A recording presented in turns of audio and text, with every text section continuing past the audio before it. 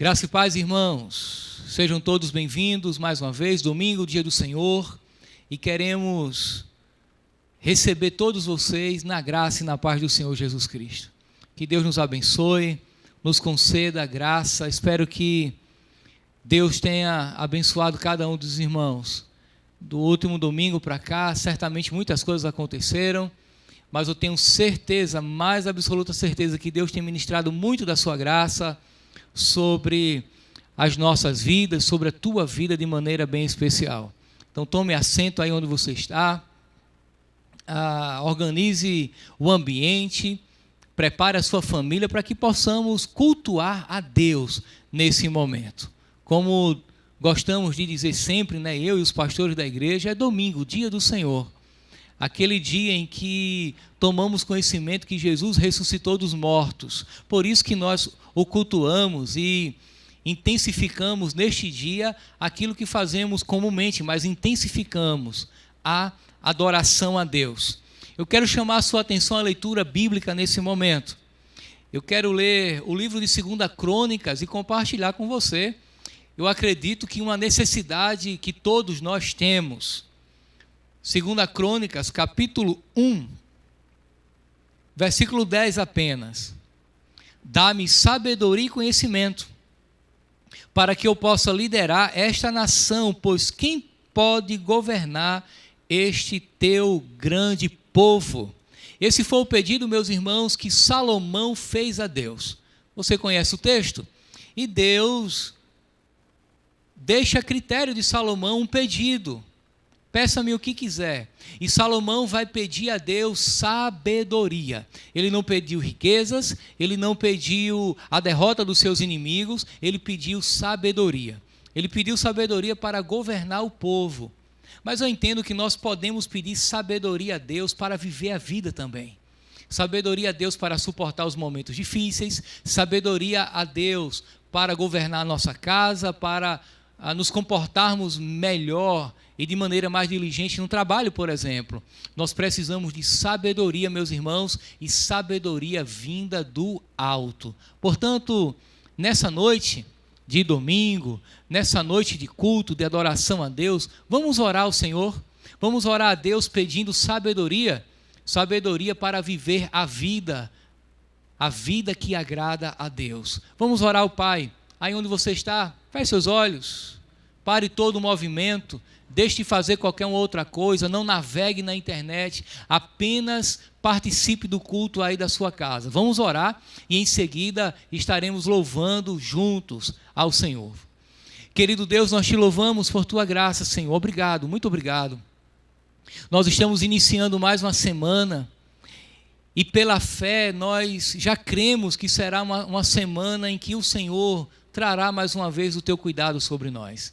Nos abençoe, nos dê sabedoria nessa semana que se inicia, nos dê a sabedoria que vem do alto, o discernimento, a capacidade de discernir, ó Deus, as circunstâncias da vida, a capacidade de tomar decisões baseadas na tua vontade. Nos dá sabedoria, ó Deus, sabedoria. E que em tudo o Senhor possa ser glorificado. Nos faz compreender Cristo, que é a tua sabedoria encarnada, a fim de que com Ele possamos aprender a te adorar de fato em espírito e em verdade. Muito obrigado. Assim nós te louvamos em nome de teu Filho Jesus. Amém e amém. Vamos louvar o Senhor, meus irmãos, e louvar com alegria em nome do Senhor. Graça e paz do Senhor, amém? Louvamos a Deus por estar aqui novamente, pela rica oportunidade que o Senhor nos dá. E queremos convidar você aí na sua casa a louvar conosco, a engrandecer o nome deste Deus maravilhoso, que é santo, que é eterno, que cuida de cada um de nós. Aleluias! Cantemos ao nosso Deus, vivo e eterno, soberano. Aleluias!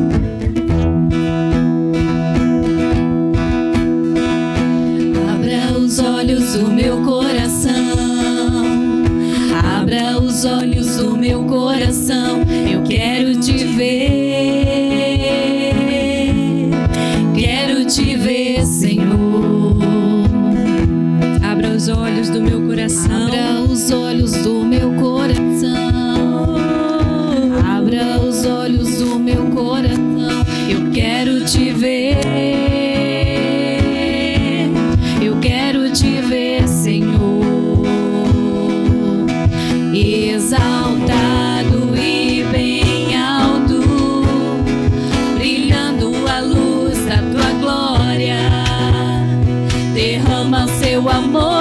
poder, pois tu és santo, santo, santo, exaltado e bem alto, brilhando a luz da tua glória. Derrama o seu amor e poder, pois tu és santo, santo, santo. Santo, santo, santo. Diga, Santo, diga que o Senhor é santo. Exalte, querido. Aleluia. Adore o Senhor nessa hora. Santo, quero te ver. Aleluia. Santo, santo, santo. Santo, santo, santo. Santo, santo, santo. Santo, santo, santo. Quero te ver. Eu quero te ver. Eu quero te ver. Quero te tocar. Eu quero te abraçar. Eu quero te ver. Eu quero te ver. Eu quero te ver. Eu quero te tocar. Eu quero te abraçar. Eu quero te ver. Diga: santo é o Senhor. Santo, santo, santo. Santo, santo, santo. Santo, santo, santo. Eu quero te ver. Santo, santo. Santo, santo, santo. Aleluia. Santo és tu, Senhor. Santo, santo, santo. Santo, santo, santo. Eu quero te ver. Eu quero te ver. Eu quero te ver. Eu quero te tocar.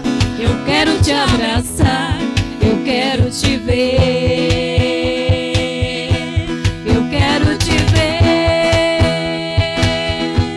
Eu quero te ver.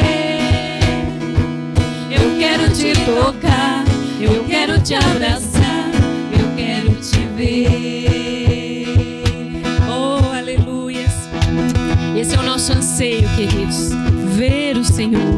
Ver o Senhor face a face, eternamente, na glória de Deus. Aleluias, glórias a Ti, Senhor. Tudo é para Ele, tudo é por Ele. E é isso que cantamos nesta noite, porque dele e por Ele e para Ele são todas as coisas, queridos. Deus tem o controle de tudo. Ele tem o controle da minha vida, Ele tem o controle da sua vida, Ele tem o controle de tudo que tem acontecido, você pode ter certeza. Confie no Senhor e adore a Ele nessa hora. Aleluias. Porque dele, por ele, para ele são todas as coisas. Porque dele, por ele, para ele são todas as coisas.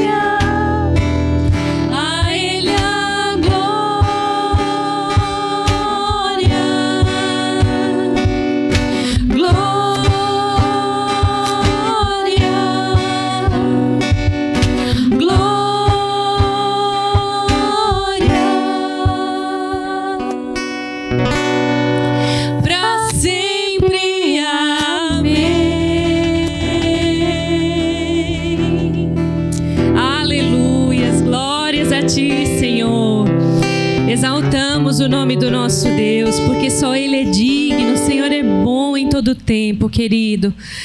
A Ele exaltado seja o nome do Senhor.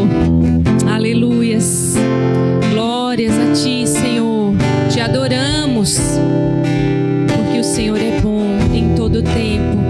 Cuida de nós, Pai. Cante, querido, conosco.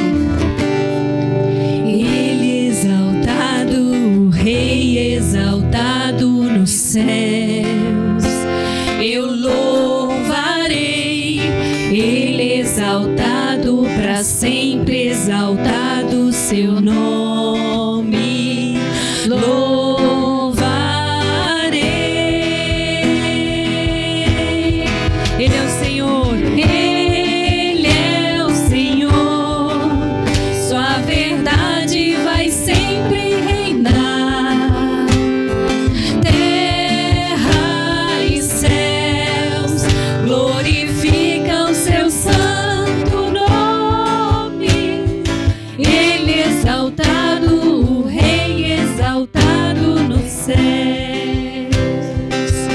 Glorioso é o Senhor. Ele exaltado, o Rei exaltado nos céus. Eu louvarei, Ele exaltado, para sempre exaltado seu nome. Louvarei.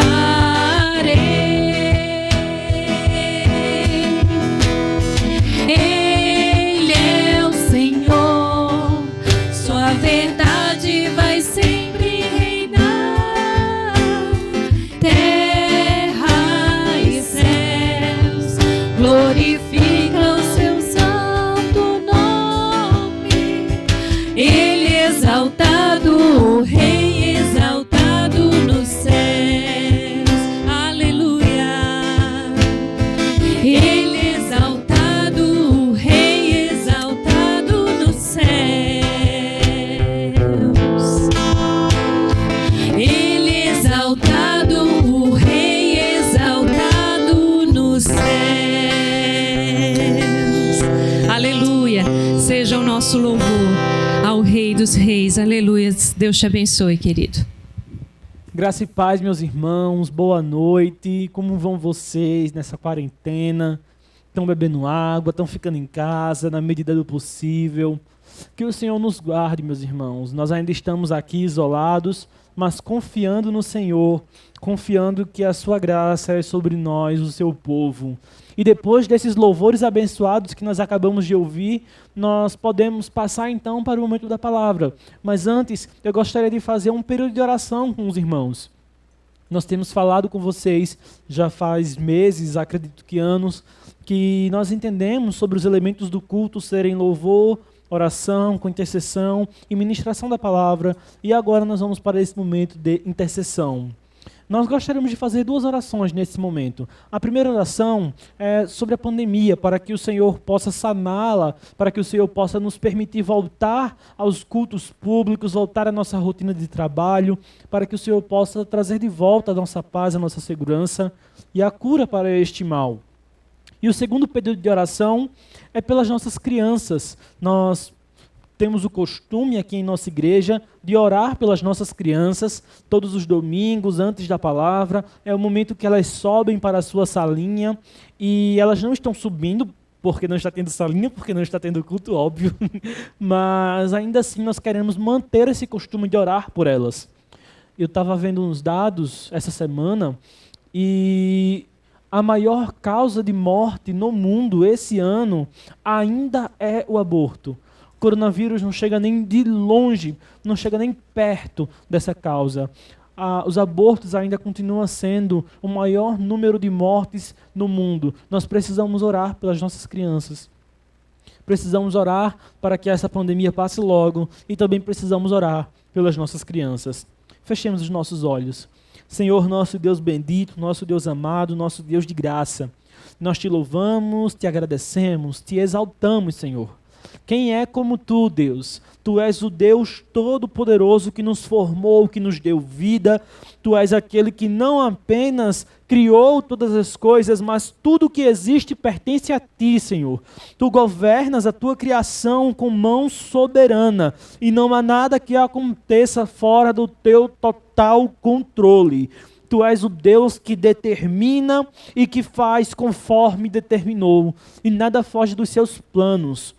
Por isso nós podemos descansar e confiar na tua soberania, confiar e descansar em quem tu és, e que o Senhor está cuidando de tudo. Mas nesse momento, como os teus filhos, nós queremos fazer conhecidas a ti, Senhor, as nossas petições, através dessa oração. E por isso nós te pedimos, primeiramente, Senhor, sobre a nossa nação, que essa pandemia, Pai, ela possa passar logo. Vem, Senhor, trazer cura para as pessoas que estão enfermas. Vem trazer restauração para as famílias que perderam seus entes queridos por ocasião do coronavírus. Vem trazer paz, Senhor, para as pessoas que estão tendo crise de ansiedade, de pânico, de depressão por ocasião do isolamento social. Vem, Senhor, permitir que nós voltemos à nossa rotina o mais breve possível. Queremos trabalhar, queremos estudar e principalmente queremos nos reunir como igreja, poder abraçar uns aos outros, tomar da tua ceia, nos cumprimentar e celebrar o teu nome juntos, Pai. Vem, Senhor, trazer restauração sobre o nosso povo. Traga, Senhor, renovo sobre a nossa nação. Cura-nos, Pai, desse mal. Cura-nos, Senhor, se for da tua vontade. Cumpra, Senhor, a tua vontade, seja ela qual for. Nós confiamos que a tua vontade é boa, perfeita e agradável. Portanto, nos submetemos a ela. Faça conforme o teu querer. Ainda queremos te pedir, Senhor, sobre as nossas crianças. Senhor, que elas possam, nesse momento, entender o que está acontecendo e se sentir refugiadas em Ti, seguras em Ti. Que essa seja uma oportunidade de crescimento, de amadurecimento. E não, Senhor, que elas não venham se desviar, nem se perder. Que elas venham sentir falta do convívio na Tua igreja. Que elas possam sentir fome e sede da palavra e encontrar em Ti, Senhor, consolo e satisfação. Senhor, vem salvar as nossas crianças. Nós cremos que crianças podem ser salvas pelo Teu Espírito Santo, tanto quanto um adulto. A idade, Senhor, não é impedimento para a ação do Teu Espírito. Então vem alcançá-las, Pai. Nós, como professores do Ministério Infantil, temos constantemente pregado para elas, tentado ensiná-las e transmitir as Tuas verdades eternas, mas não podemos, Senhor, pela nossa própria força salvar as suas almas. Apenas o Senhor pode fazer isso. Esse poder lhe pertence, a salvação pertence ao Senhor, como já disse o profeta Jonas. Então, Senhor, venha alcançar os nossos pequeninos, guarda suas vidas, guarda seus corações, livra-os do mal, livra-os do pecado, livra-os do diabo, livra-os delas mesmas, Pai. Que elas possam se refugiar em Ti e crescer, Pai, debaixo das Tuas asas, no caminho da verdade, no caminho da vida, que é o nosso Senhor Jesus Cristo. É nele, a quem tudo pertence, que nós te oramos e te agradecemos. Amém. Depois desse período de oração, meus irmãos, nós podemos iniciar nossa mensagem dessa noite. Nós estamos na nossa série sobre os encontros que as pessoas tiveram com Jesus. E sobre isso eu gostaria de começar fazendo uma pergunta para você. Você já foi pego com a boca na botija? Você já foi flagrado fazendo algo que você não deveria estar fazendo? E alguém lhe colocou numa situação extremamente desconfortável? Numa situação de vergonha? O que foi que você fez? Você deu o braço a torcer? Você fugiu? Bom, eu sempre gosto de contar histórias, né? E eu vou contar uma história minha hoje. Aconteceu exatamente comigo. No ano passado, eu estava lá no Betel, trabalhava no Betel brasileiro, e eu fui almoçar. E na hora do almoço, eu descobri que o irmão lá da cozinha, o missionário que estava lá, ele havia decidido fazer comida árabe para o almoço. E ele fez charuto, que são folhas de repolho refolgadas, enroladas E dentro delas, elas são recheadas com um arroz lá muito estranho e com farofa de quibe. E temperadas com gengibre e hortelã. Só. Meus irmãos, entenda. Eu não gosto de repolho, não gosto de quibe, não gosto de gengibre nem de hortelã. Aquela comida para mim, quando eu olhei, me deu um desespero na minha alma. E o irmão colocou para mim, ele me viu grande assim, forte, ele disse, você gosta de comer muito. Então ele colocou muito para mim, ele colocou uns 3 negoção lá bem grande de quibe. E eu fiquei desesperado. Eu consegui comer um, assim, tacando sal em cima, misturando com arroz e comendo uma força para não fazer desfeita com o irmão. Mas depois que eu comi aquele eu já estava tão enjoado, só de olhar para aqueles quibes estava dando um nó nas minhas tripas, que eu não aguentei. Eu juro que eu tentei, mas eu não consegui comer. E aí eu tentei devolver para a panela muito discretamente. Eu não ia jogar fora também, né, estragar a comida, mas eu tentei devolver para a panela. Aí na hora que eu vou me aproximando da panela, quem é que está do lado da panela? O irmão que tinha feito a comida. Ele olhou para mim e fez, oxente, Guilherme, não comece por quê? Não gostou não, foi? A comida estava ruim. Aí eu olhei para ele com a cara mais cínica do mundo. E aqui eu vou confessar publicamente o meu pecado, eu menti. Eu olhei para ele e disse, não, irmão, que é isso? É porque eu estou de dieta. E o senhor recheou o quibe com arroz, e arroz é carboidrato, eu não posso comer carboidrato. Aí eu já comi um pouquinho do arroz branco, mas esses 2 aqui eu não vou poder comer não, tá bom? Mas olha, lamento muito, mas não vou conseguir comer esses 2 por causa da dieta. E ele ficou olhando pra minha cara assim, meio desconfiado, e aceitou, eu devolvi os quibes pra panela. Lavei meu prato e fui embora. Passei o dia com fome. De noite, antes da aula, a minha noiva preparou para mim um sanduíche que era com hambúrguer, queijo, ovos. E aí, na hora que eu fui pegar o sanduíche que eu estava passando com um prato na mão, aparece o irmão da cozinha. Ele olha para mim, ele olha para o prato, olha para mim, olha para o prato, olha para mim e fala, mas tu não estava de dieta? O que é esse negócio aí na tua mão? Eu disse, o pão é integral. E ele disse assim, mas pão integral também tem carboidrato? Aí eu olhei pra Maria e fiz assim, tu me enganasse e saí correndo com a comida na mão. Fui flagrado, né? Eu fui pego com a boca na botija. Eu fui pego, no dia que eu disse a ele que estava de dieta, que por isso eu não queria comer a comida dele, fui pego com um sanduíche na mão, de pão com um monte de coisa dentro. Pois é, meus irmãos, eu fui flagrado desse jeito. Foi exatamente assim. A Bíblia, ela também nos relata a história de uma mulher que foi pega cometendo um pecado. Ela também foi flagrada na hora. Ela foi pega com a boca na botija. Ela foi capturada naquele momento. E ela foi levada até Cristo Jesus para ser julgada. E a sentença que Jesus deu foi surpreendente. Sem mais delongas, abra sua Bíblia comigo no Evangelho de João, capítulo de número 8. Evangelho de João, capítulo de número 8. Estou dando esse tempinho para você abrir. Nós estaremos dando continuidade, como eu já falei, à nossa série de mensagens chamada Encontros. E essa noite nós meditaremos sobre o encontro de Jesus com a mulher adúltera.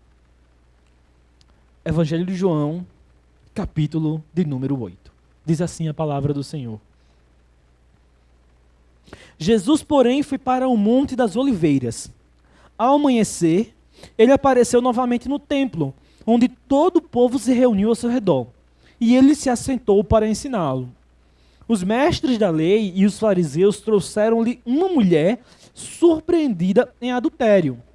Fizeram-na ficar em pé diante de todos e disseram a Jesus: Mestre, essa mulher foi surpreendida no ato de adultério. na lei de Moisés, na lei Moisés ordena apedrejar tais mulheres. E o Senhor o que diz? Eles estavam usando essa pergunta como armadilha, a fim de terem uma base para acusá-lo. Mas Jesus inclinou-se e começou a escrever no chão com o dedo. Visto que continuavam a interrogá-lo, ele se levantou e lhes disse: se alguém de vocês não tem pecado, seja o primeiro a atirar a pedra nela. Inclinou-se novamente e continuou escrevendo no chão.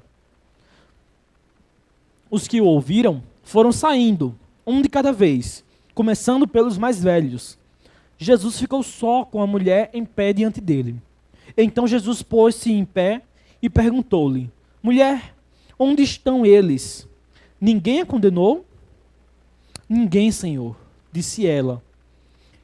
Declarou Jesus: eu também não a condeno. Agora vá e abandone a sua vida de pecado.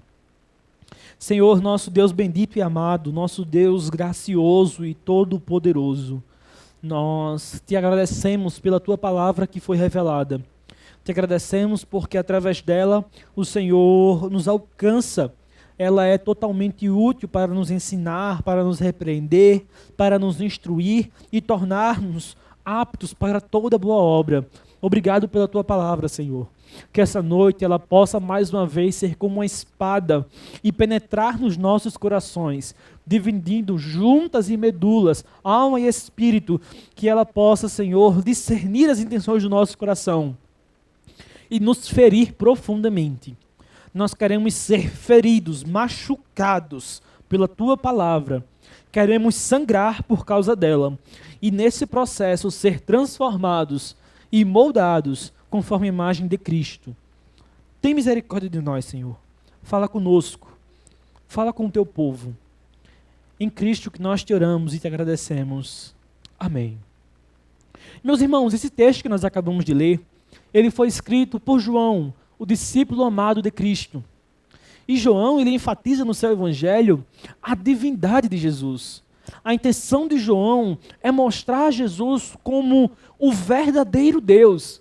É por isso que já no seu prólogo, já no capítulo 1, ele já começa apresentando Jesus assim. No princípio era o Verbo, e o Verbo era Deus, e o Verbo estava com Deus. É essa a intenção do evangelista João. E também é interessante destacar que João, ele dá detalhes sobre a vida de Jesus e sobre partes do seu ministério que os outros evangelistas não dão. Os outros evangelistas não dão. É interessante porque os primeiros evangelhos, o evangelho de Mateus, Marcos e Lucas, eles são chamados de sinóticos porque eles têm uma visão bem parecida, eles têm a mesma visão. Eles narram os fatos basicamente de maneira praticamente igual. Só que João, ele se distingue e ele narra eventos que não foram narrados pelos outros evangelistas. E esse é um caso. Esse é um texto particular de João, que nós não encontramos em outros evangelhos. E, inclusive, eu preciso admitir para os irmãos que ele não aparece em todos os pergaminhos, apenas em alguns. Por isso que alguns teólogos, eles vão dizer que esse texto talvez não devesse ser lido.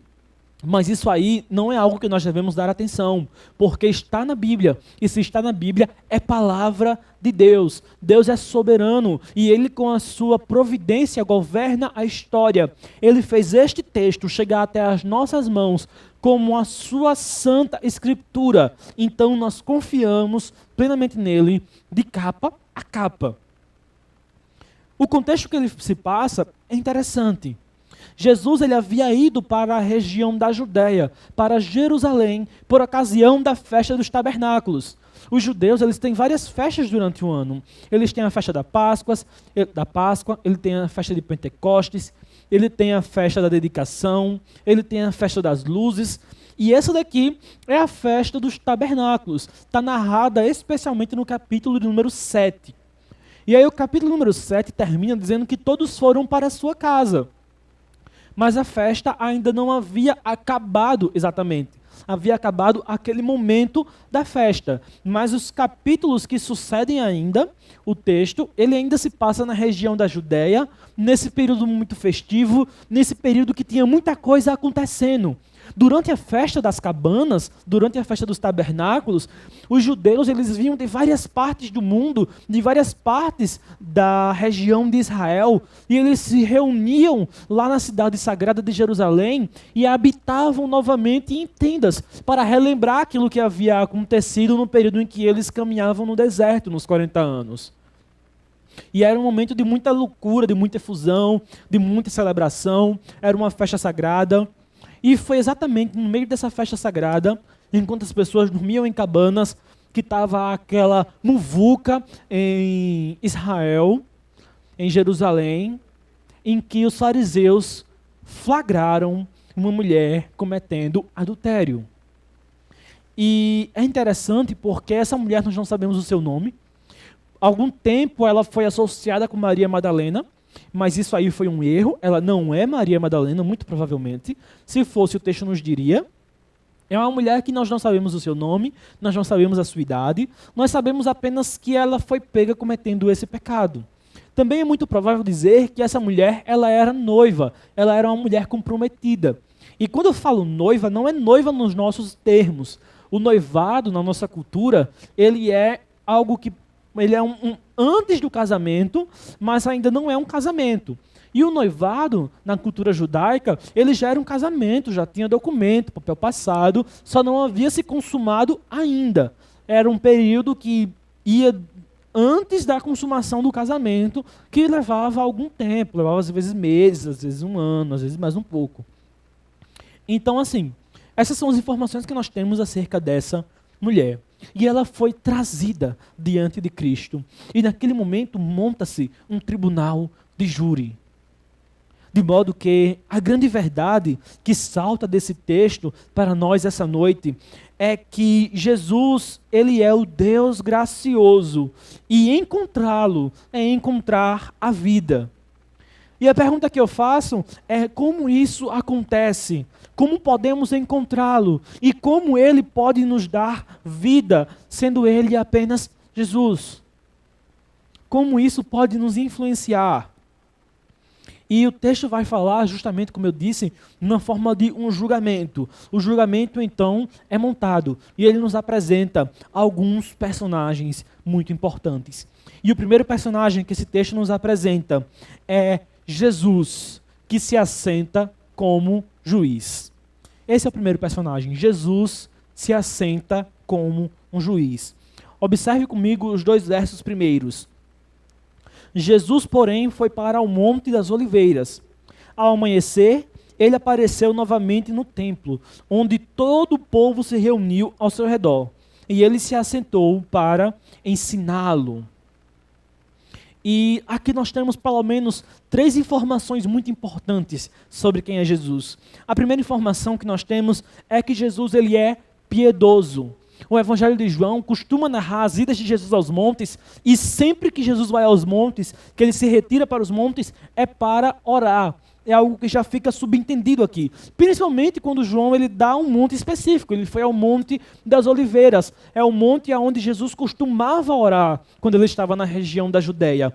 É interessante destacar que o versículo anterior, o versículo número 53 do capítulo 7, vai dizer que cada um foi para a sua casa. E João faz um contraposto. Enquanto todos foram para a sua casa, Jesus foi para o secreto orar a Deus. Então Jesus, ele é piedoso. Não piedade no sentido apenas de compaixão, mas piedade no sentido original do termo, no sentido de que ele tem um relacionamento íntimo com o sagrado, com o divino, com Deus. Jesus, ele é piedoso. A segunda característica que nós temos de Cristo aqui é que ele é o próprio Messias. Observe o verso 2. Ao amanhecer, ele apareceu novamente no templo, onde todo o povo se reuniu ao seu redor. Jesus vai ao templo e as multidões o seguem. No livro O Jesus Histórico, do Otto Borchardt, não sei pronunciar o nome dele, eu acho que é assim que se pronuncia. No livro Jesus Histórico, vai dizer que Jesus, ele fere predisposições do seu povo acerca do Messias. Jesus não era um Messias como eles esperavam. Jesus ele não agia como eles esperavam de um Messias. Eles esperavam um Messias guerreiro, eles esperavam um Messias que fosse imponente, grandioso, e a maior parte do tempo, Jesus ele era apenas um pregador de rua que ia pelas regiões mais pobres da Galileia e da Pérea, ensinando as pessoas. Ele comia com os pecadores, ele conversava com mulheres e com homens e com crianças. E isso não é a atitude que eles esperavam de um Messias. Porém, quando Jesus, no meio da festa dos tabernáculos, ele entra no templo e ele vai para lá na intenção de ensinar, isso é o que eles esperavam do Messias. Jesus fazer isso no meio da festa dos tabernáculos, nesse momento de uma tanta efusão dentro de Jerusalém, ele faz isso com um propósito específico. Essa é uma das raras vezes em que Jesus está realmente, de maneira muito clara, agindo como o Messias esperado. Porque é isso que eles acreditavam. Eles esperavam que o Messias fosse até o seu templo ensinar. Eu só consigo me lembrar outras 2 vezes em que Jesus agiu dessa forma, segundo o próprio autor do livro menciona. A primeira foi quando ele multiplicou pães e peixes, porque eles também esperavam que o Messias fosse alimentar o povo. É por isso que nessa ocasião eles queriam coroar Jesus rei à força, porque naquele momento ele estava se revelando como o Messias. E a segunda vez que Jesus agiu como Messias foi quando ele entrou de maneira triunfal na cidade de Jerusalém, próximo da Páscoa. Foram 2 momentos em que isso aconteceu, e esse aqui destacaria como um terceiro, em que ele vai até o templo para ensinar o povo, e as multidões o seguem no meio da festa dos tabernáculos. E uma terceira característica que nós temos de Cristo é que ele é sábio e conhece as Escrituras, porque o verso 2 termina dizendo que ele se assentou para ensiná-los. Assentar-se para ensinar e com as pessoas, as multidões ao seu redor, denota uma ideia de autoridade. Isso aqui é uma atitude rabínica, é a atitude de um mestre da lei. Ele é um supremo conhecedor, ele é um sábio. E como sábio e conhecedor das Escrituras, ele é apto a ensinar. No livro de Atos, por exemplo, quando vai falar que Paulo ele foi ensinado aos pés de Gamaliel, é essa mesma ideia que o autor está trazendo, de Gamaliel sentado e Paulo aos seus pés aprendendo com ele, porque Gamaliel era um grande mestre em Israel. E Jesus ele agora está assumindo a postura de um grande mestre, mas é um mestre tão grande que ele se assenta para ensinar no templo e não numa sinagoga. E quem se senta aos seus pés não são apenas alguns discípulos seletos, mas é uma grande multidão que para ouvi-lo. Jesus ele é o próprio Messias, o Filho de Deus e o próprio Deus. João inicia essa passagem nos dando não apenas o cenário onde ela vai acontecer, não nos dá apenas o cenário do templo, das pessoas ao redor e de Cristo sentado, mas ele também está nos dando, ele está nos lembrando quem é esse homem que nós estamos falando e com quem nós estamos lidando e de onde advém a autoridade com a qual ele fará as coisas que acontecerão mais uma vez, que acontecerão em breve. João está nos lembrando quem é esse Cristo, quem é esse Jesus e de onde advém a sua autoridade. João está nos lembrando que ele é piedoso, sábio, o próprio Messias, o próprio enviado de Deus, o próprio Filho de Deus. Ele é o próprio Deus. Ele é o próprio Deus. E então a ré é trazida até ele. E nós temos o segundo personagem desse júri. Se o primeiro é Jesus que se assenta como juiz, o segundo personagem aqui é a lei que se levanta para acusar. Versículo de número 3.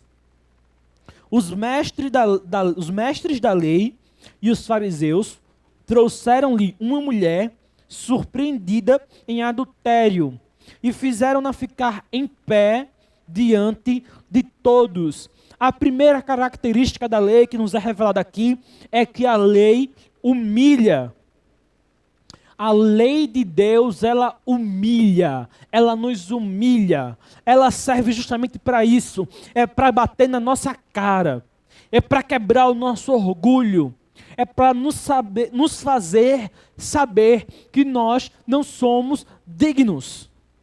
A lei serve justamente para isso, para nos colocar numa situação de desconforto, para nos colocar numa situação de constrangimento. Diante da lei, nós somos envergonhados. Diante da lei, nós somos despidos. Diante da lei, não apenas o nosso corpo e as nossas roupas são despidas, mas a nossa alma é aberta e exposta. É por isso que o autor aos Hebreus vai falar que a palavra de Deus, ela é como uma espada afiada de 2 fios, que ela divide juntas e medulas, alma e espírito, por causa da agudeza da sua lâmina, por causa do poder de ferir dessa palavra. A lei do Senhor, ela é dura, ela é implacável. E ela humilha. E essa mulher, nesse momento, está sendo humilhada. Ela é trazida ao templo. Provavelmente arrastada. Porque o autor vai dizer que ela, depois de trazida, ela é colocada de pé. Ela não veio em pé andando. Ela veio arrastada. E ela então é colocada de pé, na frente de todo mundo, enquanto Jesus estava ensinando, pelos fariseus e os mestres da lei. E o texto continua, versículo de número 4. E disseram-lhe: Mestre, essa mulher foi surpreendida em ato de adultério. A segunda característica da lei está aqui. A lei não apenas nos humilha, mas a lei ressalta o pecado. Eu disse que o papel da lei era nos fazer saber que não somos dignos. E a pergunta é como ela faz isso? E ela faz isso trazendo à tona o nosso pecado. Ela expõe quem nós somos. Ela nos humilha expondo os nossos erros, os nossos fracassos, os nossos crimes. Ela expõe que nós somos pecadores, depravados, fracos, fracassados, imundos, iníquos, adúlteros, assassinos, mentirosos. Sim, é isso que a lei faz. Ela expõe os nossos crimes, ela expõe os nossos pecados. Ela traz à luz aquilo que estava oculto. Enquanto na nossa consciência nós mentimos para nós mesmos e nos fazemos pensar que somos pessoas boas, quando nós somos postos frente a frente com a lei do Senhor, com a palavra do Senhor, Tiago vai dizer que é como um homem que é colocado diante de um espelho. É só então que nós vemos o quão podre que nós somos. É só então que nós percebemos que até os nossos atos de justiça são como trapos de imundície. E é só então nesse momento que nós percebemos que não há nenhum bom, que não há nenhum sequer, que todos se tornaram igualmente inúteis, igualmente criminosos, indesculpáveis diante de Deus. E agora vem a terceira característica da lei. Versículo de número 5. Na lei, Moisés nos ordena apedrejar tais mulheres. E o Senhor que diz? E essa é a terceira característica da lei. A terceira característica é que ela exige a nossa morte. A lei precisa ser saciada com sangue. Ezequiel, capítulo 18, vai falar de maneira muito clara isso. A alma que pecar, esta morrerá. Romanos 6,23 vai dizer o mesmo, que o salário do pecado é a morte. E o livro de Hebreus vai dizer mais ainda, que sem o derramamento de sangue não há perdão de pecados. A lei exige o nosso sangue, a lei exige a nossa morte. E é terrível, Porque enquanto esses fariseus aqui querem apedrejar essa mulher, querem matá-la fisicamente, a morte que a lei traz, ela é muito pior. Porque Deus, ele é eterno. E a sua lei, ela é eterna. E quebrá-la configura um crime eterno. E por isso exige uma punição eterna. De maneira que a morte que a lei traz é uma morte eterna. É uma morte eterna. A lei exige isso. A lei exige sangue. Porque a lei é santa. Ela advém do próprio Deus. Ela foi feita para ser cumprida. E quebrá-la significa repudiar as ações e os decretos do autor da vida. Por isso a lei é implacável. E a última característica da lei que o texto nos apresenta é o verso do número 6. Quando vai dizer: eles estavam usando essa pergunta como armadilha, a fim de terem uma base para acusá-lo. Mas Jesus inclinou-se e começou a escrever no chão com o dedo. A intenção dos fariseus não tinha nada a ver com a lei. Os seus planos era destruir Jesus. Era destruí-lo. E é interessante observar isso. Porque o texto que eles estão invocando é o texto de Deuteronômio, capítulo 22, versículos 23 e 24. E é justamente o texto que vai falar sobre a morte por apedrejamento no caso de adultério. Ele vai falar no caso de um homem que se deita com uma mulher comprometida, noiva, casada, não consumada, comprometida.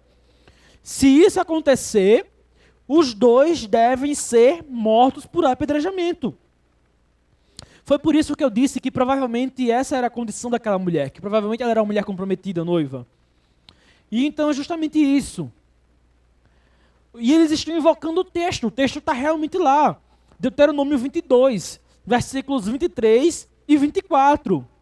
Porém, se eles estivessem realmente preocupados em cumprir a lei, por que eles não levaram tanto o homem quanto a mulher? Levaram apenas a mulher.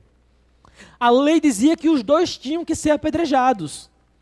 Mas eles levaram apenas um. Apenas a mulher. Segundo motivo, segunda pergunta que eu faço, é porque eles levaram para Jesus no templo. Não era ali onde se fazia julgamento, era no sinédrio. E o terceiro motivo é que eles sabiam muito bem que os judeus não tinham permissão de Roma para executar pena capital. Só quem tinha o poder de executar pena capital era o império. Então eles não poderiam matá-la. Pelo menos teoricamente não. De maneira que eles colocam Jesus em uma sinuca de bico. Se Jesus disser que aquela mulher deve morrer, porque é o que está na lei de Moisés, Jesus iria se passar como um impiedoso, uma pessoa sem compaixão, e eles iriam até Roma dizer que Jesus estava quebrando a lei romana, que ele se colocava contra Roma maior do que César. Porém, se em contrapartida Jesus dissesse, não apedrejem essa pobre mulher, eles então iriam chegar para os judeus e dizer, Jesus está se colocando contra Moisés, contra as nossas leis sagradas. A intenção deles aqui era justamente isso, era pegar Jesus. Veja então que a atitude deles, que é aparentemente boa, porque eles flagraram aquela mulher em pecado, e agora eles queriam que a lei fosse cumprida, na verdade não tinha nada de boa. Foi uma atitude perniciosa. Quem visse de fora ia pensar que eles estavam com a razão. Mas a lei não. Aqui foi onde eles erraram. Porque a lei de Deus, ela também perscruta o nosso coração. A lei de Deus discerne as intenções do coração. E o texto deixa claro que eles foram discernidos.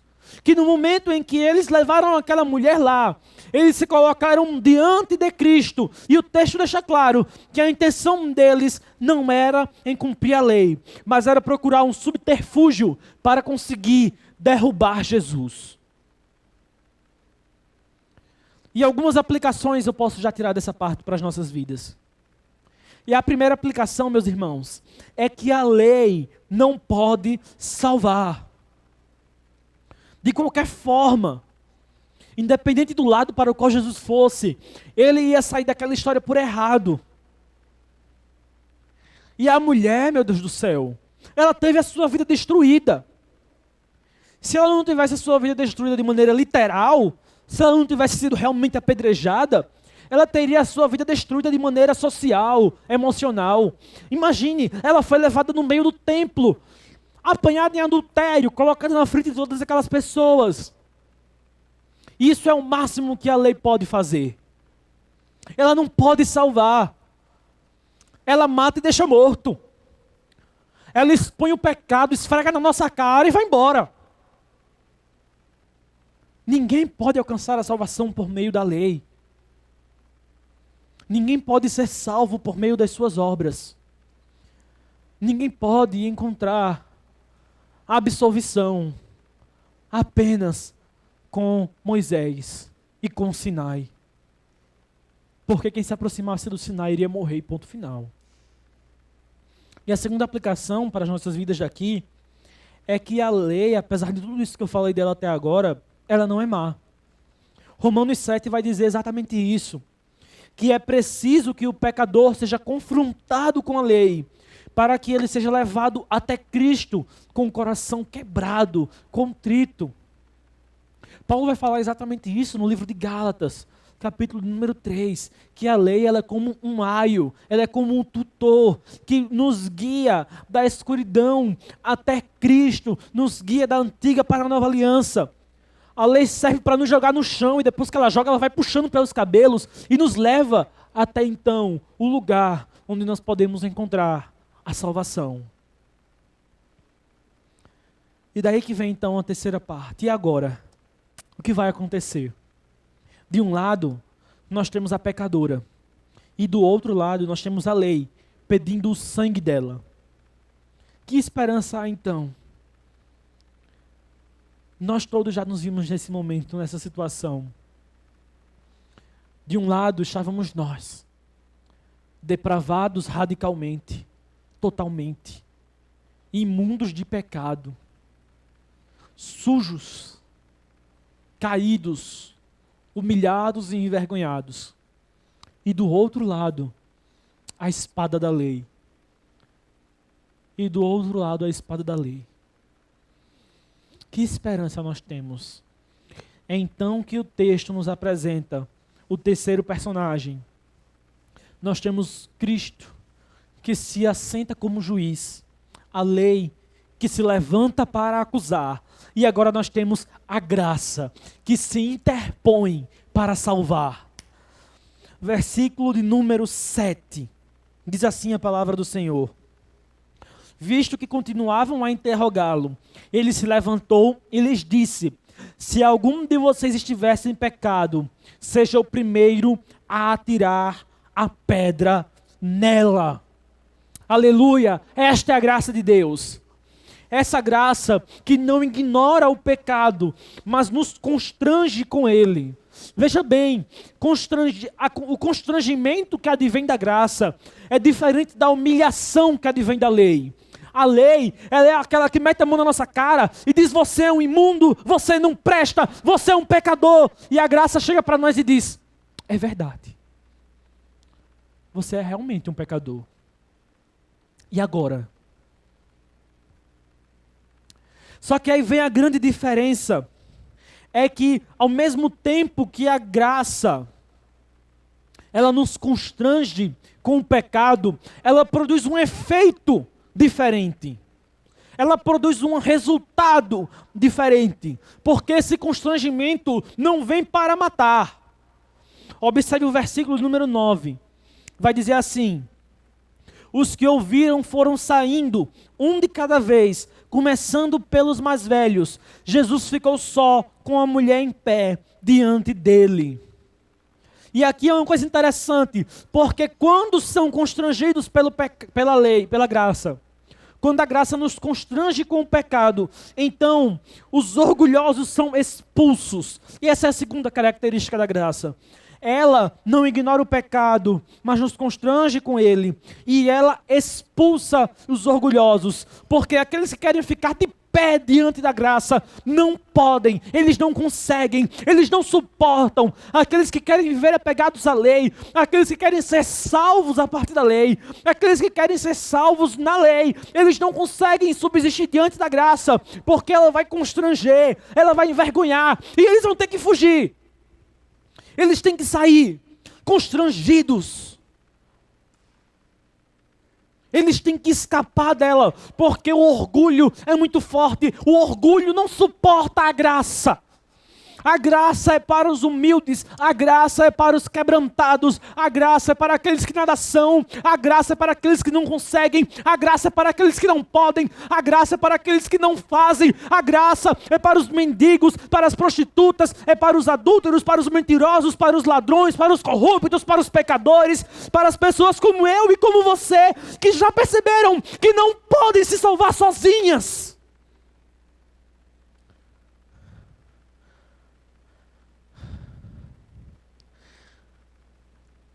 A graça é para nós. É para aqueles que desistiram de ficar em pé diante dela. E que já estão no chão. É para aqueles que desistiram de acumular os méritos para apresentá-los em troca da salvação. Mas que já estão prontos a se apresentar com as mãos vazias. É para eles que é a graça. Porque os orgulhosos são expulsos. Mas o que acontece com aqueles que não são expulsos pela graça? Versículo de número 10. Então Jesus pôs-se de pé e perguntou-lhe: mulher, onde estão eles? Ninguém a condenou. E é isso que a graça faz. A graça, ela nos exime de todas as nossas acusações. Enquanto a lei se levanta para nos acusar do nosso pecado, a graça vem então e retira todas as acusações. Esse é o papel da graça. Romanos capítulo 7 vai dizer assim: porque o bem que eu quero, esse eu não faço, e o mal que eu não quero, eu faço e refaço. Miserável homem que sou, quem me livrará do corpo dessa morte? Glória a Deus por Jesus Cristo. E ele no capítulo 8 vai dizer: portanto, nenhuma acusação há para aqueles que nasceram de Deus. Para aqueles que estão em Cristo Jesus, não há mais condenação. Ele vai dizer também: quem então intentará acusação contra os eleitos de Deus? É Deus quem os justifica. A graça retira as acusações da ficha. A graça, ela apaga. A graça tira os acusadores. A consciência, o diabo, o mundo. Ninguém pode acusar os eleitos de Deus. Ninguém pode acusar aqueles que foram alcançados pela graça, que foram trazidos diante de Cristo e permaneceram diante dele. Ninguém pode acusá-los. E por que ninguém pode acusá-los? Versículo de número 11. Ninguém, Senhor, disse ela. E é muito interessante isso aqui. Porque se você observar na sua Bíblia, esse Senhor está com letra maiúscula. A palavra grega que vai aparecer aqui para Senhor é a palavra Kyrie, que advém da palavra Kyrios, que significa ele é um soberano sobre ela. É a tradução grega para Adonai, meu Senhor, meu Mestre, Senhor da minha vida. E é isso que a graça faz. A graça não apenas nos constrange, e não apenas expulsa os orgulhosos, e não apenas nos exime das acusações, mas em quarto lugar, a graça nos revela Cristo. A graça nos revela quem Jesus é. A graça nos revela que Ele é Senhor e Deus. Que Ele é o único e suficiente Senhor e Salvador das nossas vidas. É isso que a graça faz. Os fariseus, eles chegam diante de Jesus, mas não o chamam de Senhor. Não o chamam. Na nossa tradução, no final do versículo número 5, vai dizer, e o que o Senhor diz. E essa não é uma tradução exata daquilo que está escrito, porque o que está escrito no grego é apenas uma palavra, legeis, que significa algo tipo falaste, ou dizes. O que eles estão dizendo aí, o que tu dizes, ou o que dizes. Essa seria a melhor tradução, o que dizes. Eles não reconhecem quem Jesus de fato é, mas essa mulher que estava lá, arrastada, acabada, humilhada, constrangida, ela olha para ele e reconhece quem ele é. Ela o chama de meu Senhor, meu Quírios, dono da minha vida. Dono da minha vida. Quírios também significa senhor de escravos. Ela está se colocando como sua serva, como sua propriedade. Você é o meu Senhor. E é isso que a graça faz. Ela nos revela quem Jesus é. E quando nós reconhecemos quem Jesus é, então vem para o quinto efeito da graça. Ela perdoa pecados. Ainda no verso do número 11, declarou Jesus, eu também não a condeno. Eu também não a condeno. É isso que a graça faz. Depois que nós reconhecemos quem é Cristo, que somos constrangidos pelo nosso pecado, e mesmo assim ficamos perto dele, e nos submetemos ao seu senhorio, então ele nos perdoa de todos os nossos pecados.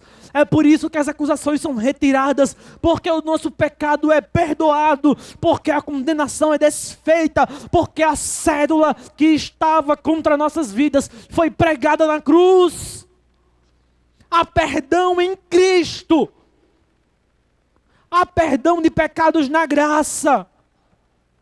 Salmo de número 51 vai falar exatamente isso, que um coração quebrantado e contrito, o Senhor não rejeita. Essa mulher, ela foi quebrada pela lei, ela foi apanhada em adultério, no meio do pecado, e ela foi trazida até Cristo, e agora com o coração quebrantado, ela o reconhece como seu Senhor, e Ele então a perdoa. Ele perdoa o seu pecado. E depois do pecado perdoado, o último verso, o último trecho vai dizer, agora vá e abandone a sua vida de pecado. E algumas traduções mais antigas vão dizer, então vá e não peques mais. Porque a graça, a sexta e última coisa que eu vou pontuar aqui, a sexta e última coisa que a graça faz, é que ela nos convida a uma nova vida.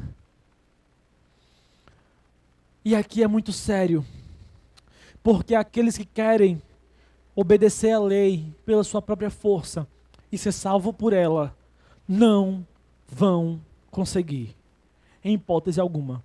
Eles são velhas criaturas, nascidos de Adão. E o que é nascido da carne é carne.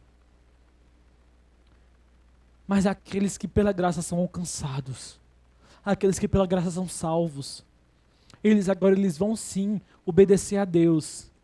Eles vão sim observar a lei. Eles vão sim ter uma nova vida. mas não para ser salvo, mas porque foram salvos, e agora não na sua própria força, mas na força do Senhor, fortalecidos no Senhor e no seu poder. Eles vão fazer isso a partir daquilo que Deus lhe dá, porque eles nasceram de novo, da água, do Espírito e do alto, porque eles são novas criações, novas criaturas em Cristo Jesus.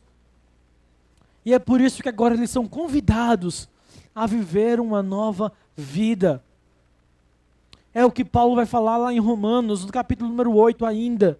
Ele vai dizer: nós que dizemos ter o Espírito, devemos andar pelo Espírito. Meus irmãos, é isso que aconteceu com essa mulher. Ela foi trazida contra a lei. Ela foi trazida lá. E ela estava, de um lado ela, pecadora, imunda, caída. E do outro lado, a lei, desejando matá-la, destruí-la. E é por isso que eu usei a palavra interpõe. E agora eu faço citação do reverendo Antônio Carlos da Costa, que ele vai dizer exatamente isso, que os fariseus e os religiosos estão lá, com a lei na mão, e Jesus então põe o peito na frente, e se interpõe entre a mulher e a lei, entre a mulher e Moisés, entre a mulher e a sua consciência, entre a mulher e a religião, entre a mulher e a sinagoga, entre a mulher e Satanás, entre a mulher e a morte, entre a mulher e o juízo final. Essa é a graça. Nós estamos quebrados no vale da sombra da morte, caminhando para o inferno. E o Evangelho então vem, e a graça vem, e nos apresenta Jesus, que é misericordioso, que é doce, que é amigo do quebrantado de coração. Quando a lei nos mostra o Sinai pegando fogo, eu me lembro que eu tenho ao meu lado o Jesus doce, o Jesus misericordioso, o Jesus Cordeiro de Deus que tira o pecado do mundo. E o pior, meus irmãos, ou melhor, é que Jesus fez isso por aquela mulher adúltera e com diversos outros pecadores. E Deus, Ele faz isso conosco. Sempre que nós somos salvos. Mas Deus não fez isso com Cristo. No Getsemane, Jesus suava sangue e pedia: Pai, aparta de mim esse cálice. Mas o profeta Isaías diz que foi do agrado do Pai moê-lo e fazê-lo sofrer, para que ele fosse feito a oferta pela nossa culpa, levasse a nossa iniquidade e nos fizesse justos diante do Pai.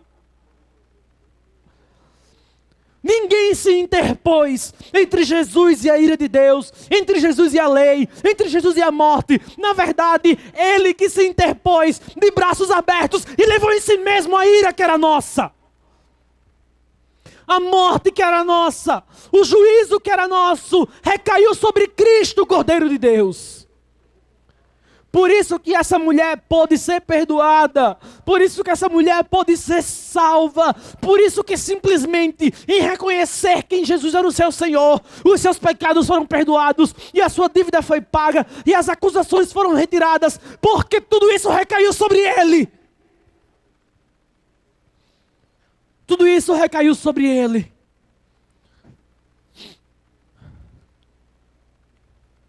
Uma segunda aplicação para as nossas vidas é que tanto a mulher adúltera quanto os fariseus estavam diante de Cristo, mas ambos tomaram atitudes distintas. Perceba que a mulher, quando o seu pecado foi exposto, ela foi levada até Cristo. Já no caso dos fariseus, quando o pecado deles foi exposto, eles então se apartaram de Cristo, foram embora. No caso da mulher, quando Jesus a confronta com o seu pecado, ela o reconhece como seu Senhor. No caso daqueles homens, quando Jesus confronta o seu pecado, então eles vão embora. No caso daquela mulher, ela terminou salva. E no caso daqueles fariseus, eles terminaram perdidos. A pergunta que eu faço nesse momento é: quem você será ao encontrar-se com Cristo? Hoje, essa noite, quando de cima desse púlpito e através dessa live, o seu pecado foi descortinado, ele foi confrontado, o que você fará? Você será como os fariseus, como um jovem rico? Você vai fugir de Cristo mais uma vez, envergonhado, compungido pela lei? Ou vai fazer como Simão Pedro e vai dizer: para quem iremos, se só tu tens as palavras de vida eterna? Ou como Tomé, que se prostrou e disse: Rei meu e Deus meu. E como aquele publicano que batia no peito e dizia: sê propício a mim, pecador. Quem você será? Quem você será diante de Cristo? Deixo, portanto, essas duas atitudes. A primeira: exponha o seu pecado a Cristo. Abra o seu coração para Ele e seja perdoado. Não importa se você já é crente há 20, 30 anos, mas tem levado uma vida dupla, tem levado uma vida de pecado secreto, tem levado uma vida iníqua, imunda. Hoje eu lhe convido a abrir o seu coração para Cristo Jesus e ser por Ele perdoado. Não importa se você nunca pisou numa igreja, se você caiu nessa live por acaso, se mandaram esse link para você e você está ouvindo isso pela primeira vez, hoje os seus pecados podem ser perdoados, assim como os daquela mulher. Abra o seu coração, exponha o seu pecado a Cristo e seja perdoado por Ele, pela graça, mediante a fé. E a segunda atitude que eu deixo é a mesma de Cristo para essa mulher: vá e não peques mais. Vá e abandone sua vida de pecado. Vá e viva uma nova vida, uma vida corandel, uma vida para Deus, para a glória de Deus, na presença de Deus, como uma nova criatura em Cristo Jesus. Eu comecei essa mensagem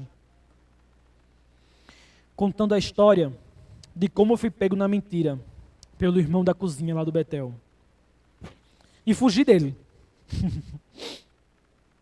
Acontece que depois eu me arrependi e contei a verdade para o irmão.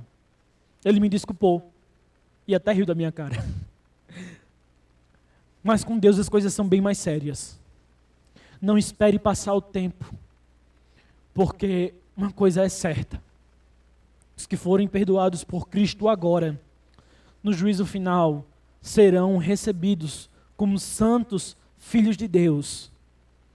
O mesmo advogado que advogou o caso dessa mulher e expulsou os seus acusadores e a tomou pela mão, será o mesmo que estará diante deles. Aqueles que forem perdoados por Cristo agora o terão ao seu lado para toda a eternidade. Mas os que fugirem dele agora, como aqueles fariseus, os que se apartarem, então no dia do Senhor serão trazidos a julgamento. E lá não haverá graça, não haverá misericórdia, nem compaixão. Apenas lei, castigo eterno no inferno. Portanto, meu irmão, essa é a última coisa que eu lhe digo essa noite. Tenha um encontro com Cristo hoje. Senhor, nosso Deus e Pai, graças te damos pela Tua palavra, pela Tua revelação, pelo Teu Evangelho. Principalmente porque pela Tua lei nós somos constrangidos e humilhados. E pela Tua graça nós somos salvos. Outrora nós estávamos mortos em delitos e pecados. Mas o Senhor, pelo grande amor com que nos amou, nos deu vida juntamente com Cristo. Pela graça nós somos salvos. Pela graça nós somos salvos, Senhor, mediante a fé. E isso não vem de nós, é um dom de Deus. Não é por obra para que ninguém se glorie, Senhor. A Tua graça destruiu o muro da separação que havia entre nós e Tu, Senhor, nosso Criador eterno e bendito para sempre. Aonde abundou o pecado, superabundou a graça, Senhor. A Tua graça que superabunda, que transborda, que afoga a nossa multidão de pecados. Obrigado, Senhor, Bendito seja o teu nome. Bendito seja o teu Filho Jesus, a quem tudo pertence e que reina sobre as nossas vidas. O nosso Senhor, o nosso Quírios, o nosso Deus, o nosso Rei, o nosso advogado justo e bom e misericordioso e infalível e compassivo. Bendito seja, Senhor, por isso. Que essa palavra nos alcance a todos nós. A mim e a todos os teus filhos e filhas que estão ouvindo nesse momento através dessa live. Que nós possamos ser constrangidos e rendidos aos teus pés.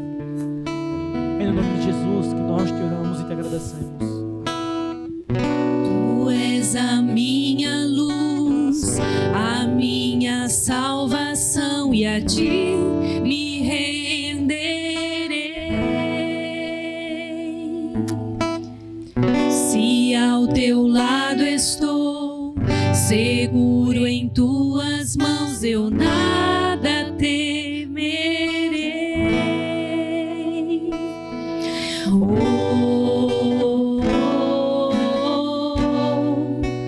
Tu és santo, ó Senhor.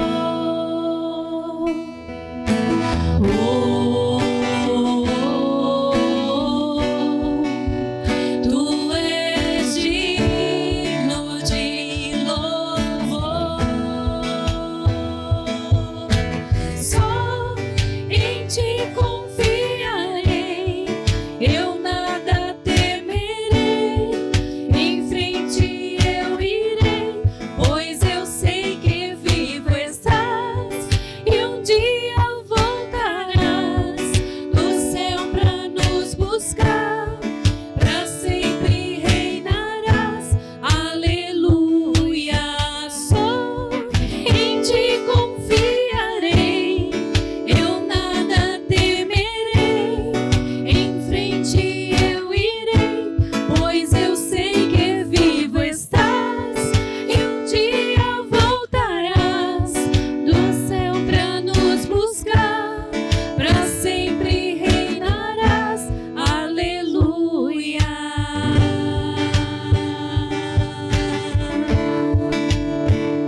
Glória a Deus. Aleluia.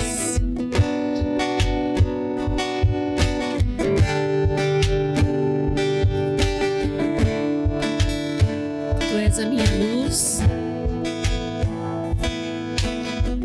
tu és a minha luz, a minha salvação, e a ti me renderei.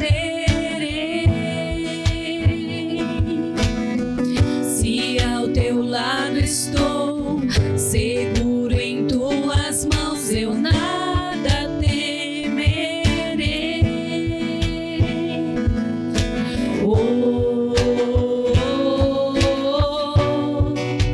Tu és santo, ó Senhor.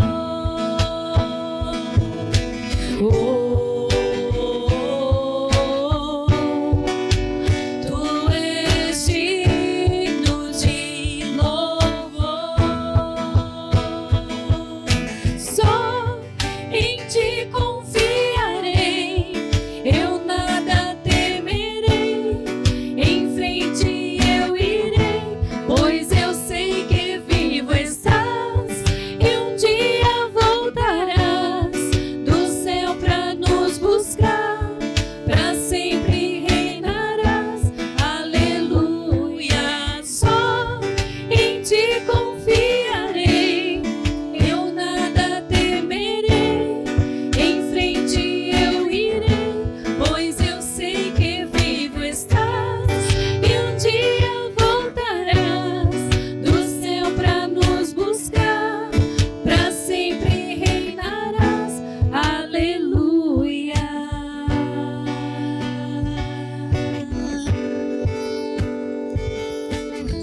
Amém, meus irmãos, glória a Deus. Depois desse louvor abençoado, dessa palavra, o que mais nós podemos dizer, né? Fica aí que agora vem alguns avisos muito importantes. E o primeiro aviso que eu gostaria de dar são os nossos aniversariantes da semana. Primeiro aniversariante que eu gostaria de destacar é a irmã Ione, mãe de Vanessa, de Kelly. Fez aniversário agora no dia 1º de junho. Parabéns, minha irmã, que Deus a abençoe.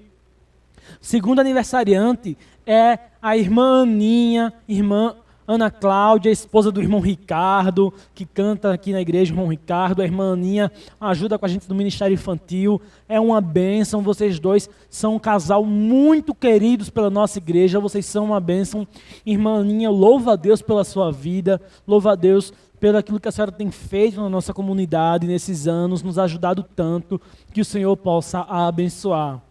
Também foi aniversário essa semana, no dia 6, do irmão Péricles, pai de Belinha, esposo da irmã Veridiana, conhecido no Ministério Infantil como Tio Peck. Glória a Deus pela sua vida, meu irmão. Que Jesus o abençoe. E, por fim, hoje é especialmente o aniversário da irmã Vanessa, filha da irmã Ione e irmã de Kelly. Vanessa, glória a Deus pela sua vida, que esse domingo seja um dia especial para você, que Deus a abençoe, lhe dê graça e lhe preserve nos seus caminhos. A todos vocês que estão fazendo aniversário, meus parabéns, que Deus a abençoe a todos. E outros 2 avisos. Primeiro, dízimos e ofertas. Vai aparecer aí na sua tela a lista com a nossa conta bancária, com as nossas informações. Nós somos uma igreja e estamos abertos a receber a sua doação, seu dízimo, a sua oferta, voluntariamente, conforme você propor no seu coração. Nós entendemos que isso é bíblico, é um ato de adoração a Deus e é a forma como nós nos mantemos e nos sustentamos. Nós estamos abertos a receber aí, se você quiser contribuir conosco. Você pode fazer o seu depósito, a sua transferência para essa conta. Se você não conseguir, os membros da nossa igreja têm um contato dos nossos tesoureiros. Eles estão organizando isso aí e podem lhe ajudar para você fazer a sua doação conforme for melhor para você. E o outro assunto que eu gostaria de destacar são as nossas redes sociais, que também vão aparecer aí na sua tela. Nós estamos no Instagram, no Facebook e no YouTube. Em todas as redes é @Igreja Betel Torre. Não tem diferença. facebook.com/Igreja Betel Torre. Instagram.com/Igreja Betel Torre. youtube.com/Igreja Betel Torre. Isso, é exatamente isso. Se inscreva, curta, compartilhe, se inscreva no canal, ative o sino, siga a nossa página, siga nosso Instagram. Você vai receber muito conteúdo, muito edificante. Você vai ter nossas pregações, vai ter informativos da nossa igreja, convites, anúncios. Nós temos feito vídeos ensinando na área de comunicação visual, com a nossa torre de comunicação, uma bênção maravilhosa, a melhor equipe de mídia do mundo. Então ela está aí fazendo cursos, vocês podem acompanhar. Sem mais delongas, vamos orar. Senhor, nosso Deus bendito, nosso Deus amado, nós te agradecemos por esse culto, Senhor. Te adoramos porque Tu és Deus e fez todas essas coisas. Nós nos voltamos para Ti, Senhor, e entregamos a Ti esse culto. Nós o oferecemos a Ti. Recebe, Senhor, que seja como aroma suave as suas narinas, que os louvores entoados e as orações que foram feitas possam subir até o Teu trono, Pai, como oferta de adoração e de gratidão a Ti. E que a palavra que foi ministrada, o Teu Espírito Santo, divino, possa aplicar nos nossos corações. Senhor, alcance, Pai, com bênçãos especiais esses aniversariantes que nós elencamos aqui. Que eles possam, Senhor, ser impactados pela Tua graça, guardados pelo Teu amor e preenchidos pela alegria inabalável que vem do alto. Senhor, esteja com esses irmãos, Pai, hoje e com todos nós, Pai. Nos abençoe, que essa semana seja uma semana de paz, que seja uma semana em que o Senhor esteja conosco todos os dias. Nos guarde, Senhor. Nos ensine a partir de Ti, que é manso e humilde de coração, para que possamos encontrar descansos para as nossas almas. E que o amor de Deus, o nosso Pai, a graça do nosso Senhor Jesus Cristo e as doces consolações do Divino Espírito Santo estejam sobre todo o povo do Senhor agora e para sempre. Amém. Deus abençoe.